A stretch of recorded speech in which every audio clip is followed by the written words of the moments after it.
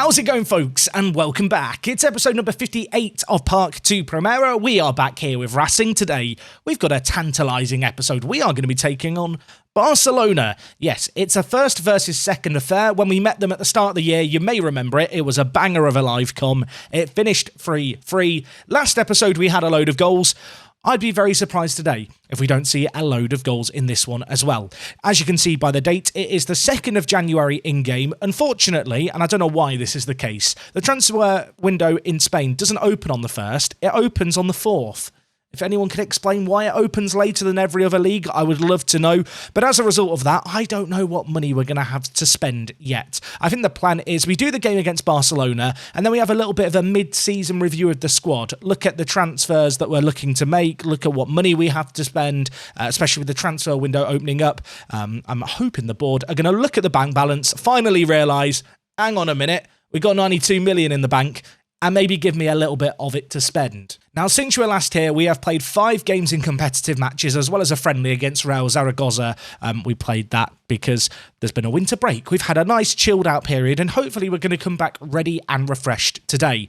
Now, in terms of those matches since you were last here, we got off to a great little start. A 4-0 win against Real Valladolid. Now, Valladolid have finished 8th in the league the last 3 seasons in a row. They're a very good team. They're in a very similar position this year. So a 4-0 win caught me a little off guard. It was great to see Jonathan Martinez getting on the score sheet, though. He's had a little bit of a slow start to the year, has not got as many assists as I would like, but as of late, he really has come into his own. You can see here 5 goals and an assist in his last 5 games. I'm hoping that some of that momentum is going to have carried on through the winter break, and he's going to be good today for us.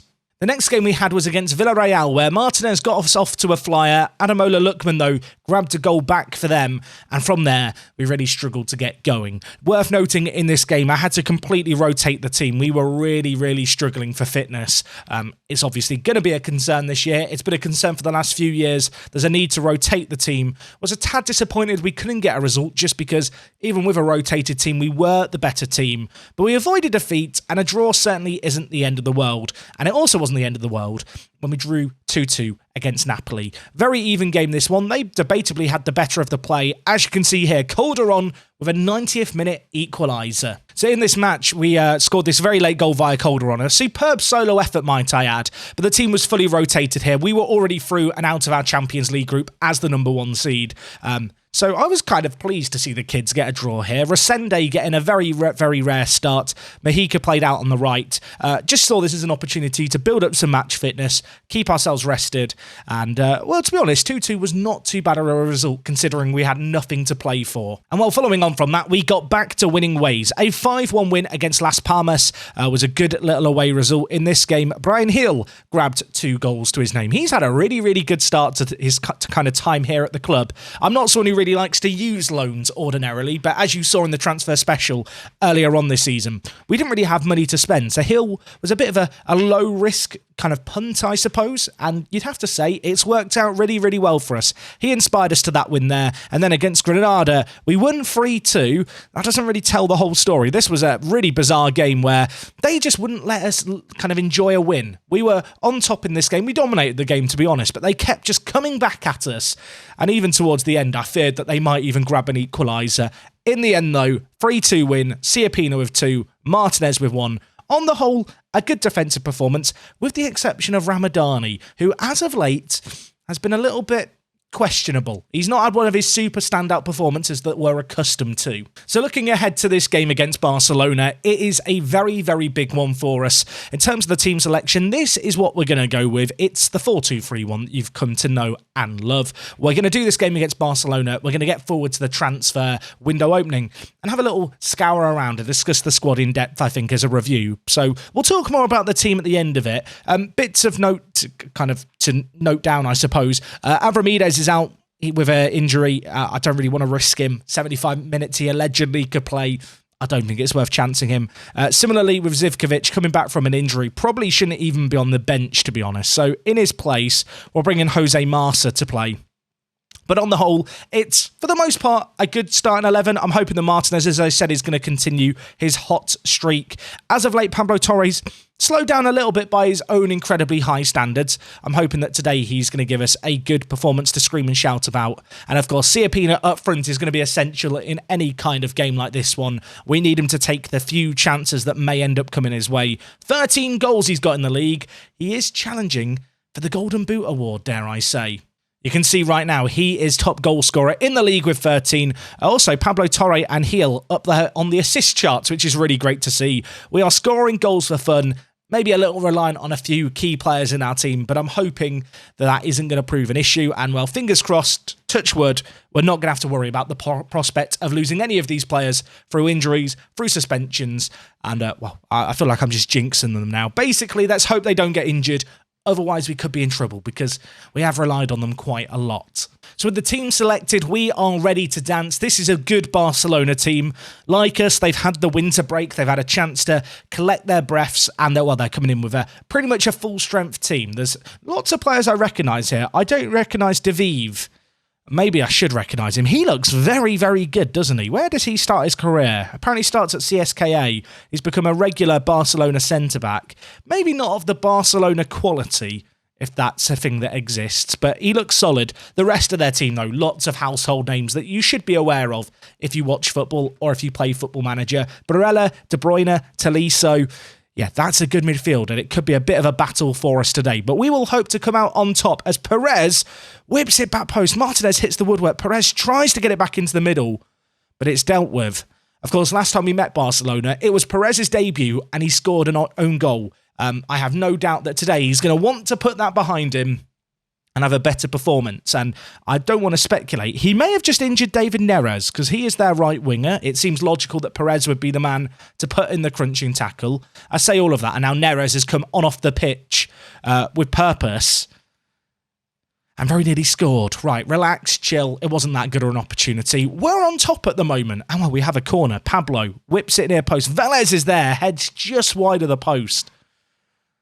But yeah, looking at these stats, it's a reason for optimism, I feel like. We are having the better of the play right now. Sadly, the better of the play is not going to materialise into anything in that first half. It's a bit of a drab day here, isn't it, in Santander? The rain is pouring on down. It's 1-1. This feels like a game that we have an opportunity to win. We've played the better of the two teams in that half. 62% of possession, and now David Neres has succumbed to that injury as Pablo's going to whip it in from deep. Galarreta's there. Was a free header, but relatively straightforward for ter Stegen to stop. He's now going to look to distribute it forward, but Mark at right back, slotting in for the injured Zivkovic, did well.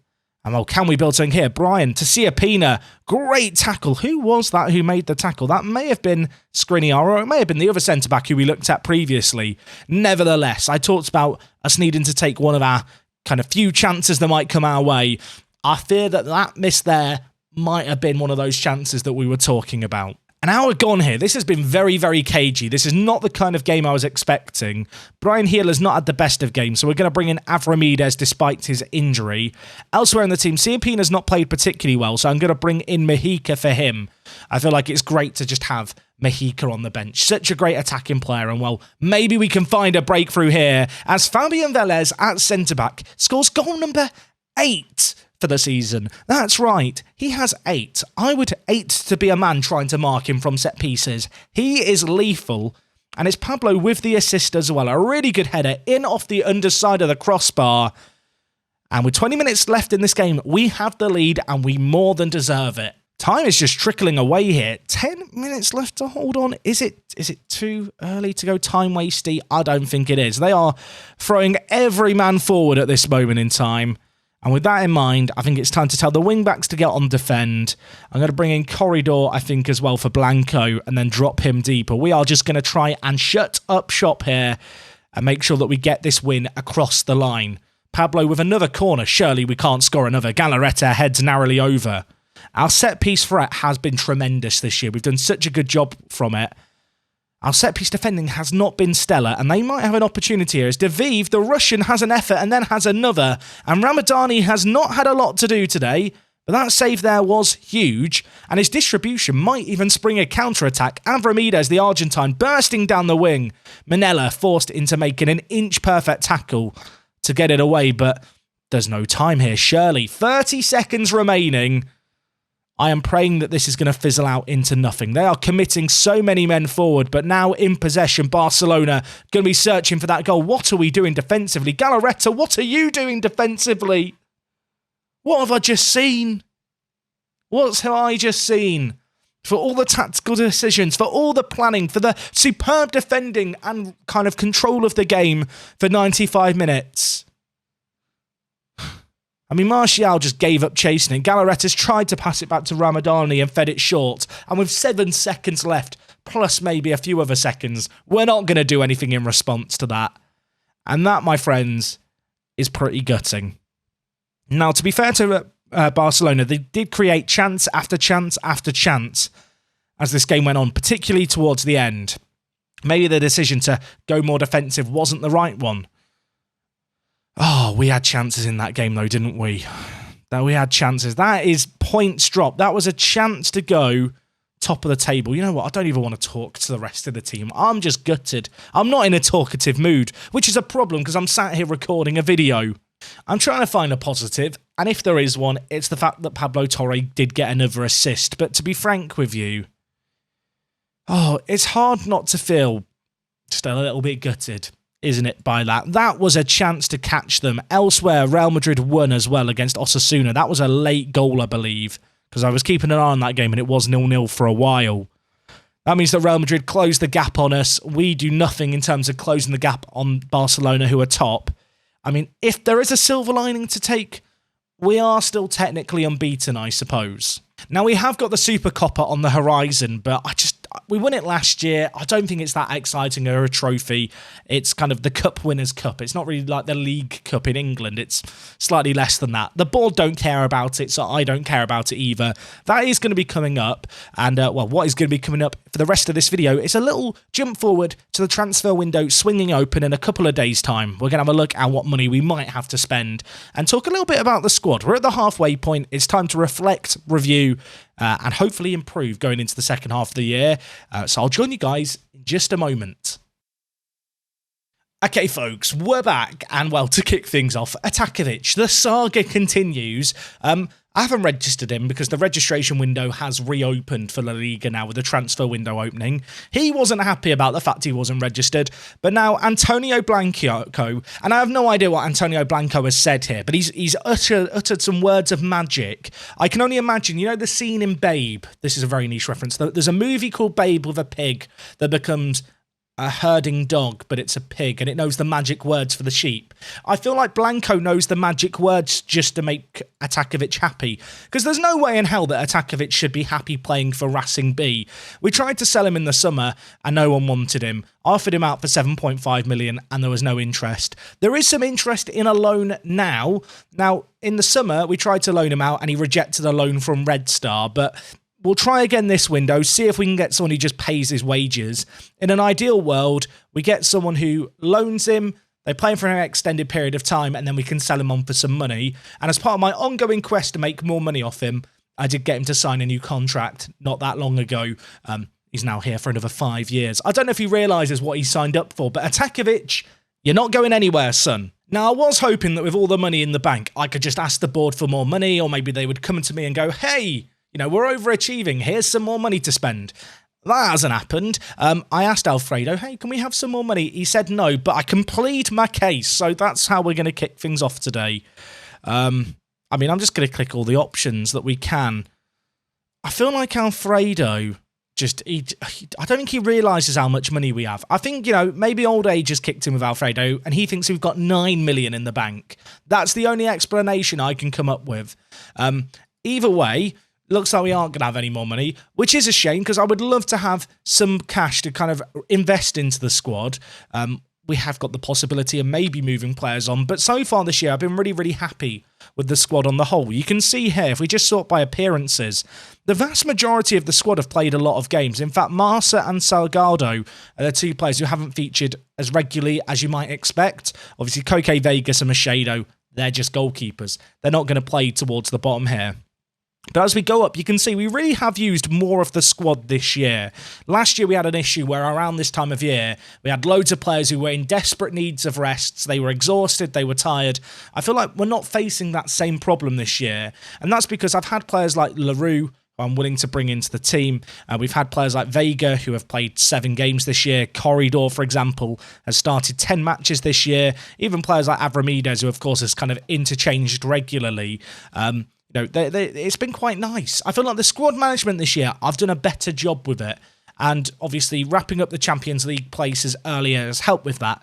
But also just being willing to rotate things a little more in the league. Previous years, I didn't have enough faith in the backups, the squad players to really step up and perform for us.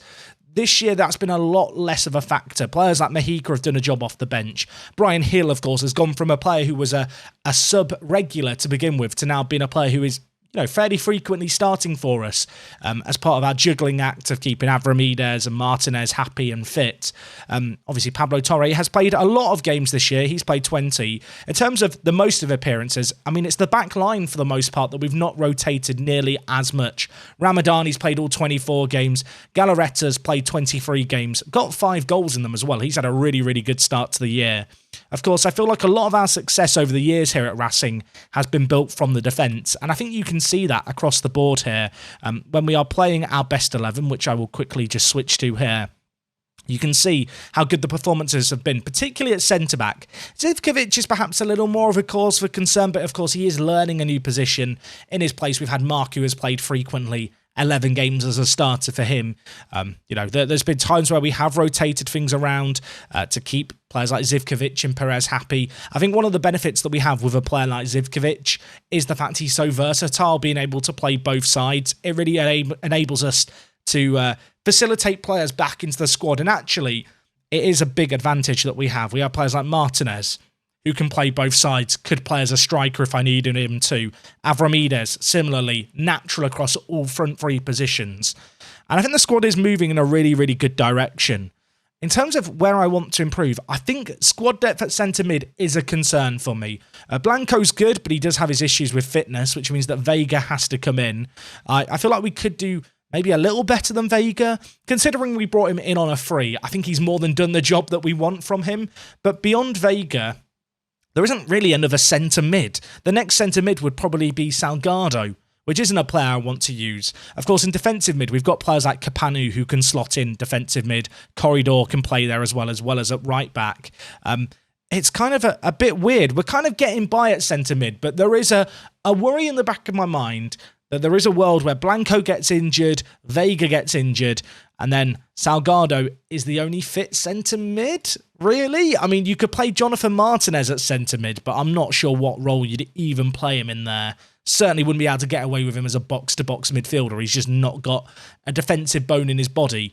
But I don't know. I think that's the one area at centre-mid this kind of transfer window that I might want to improve in. In terms of goal scoring, Siapina's leading the way, but then Avramides and Martinez have more than done their job.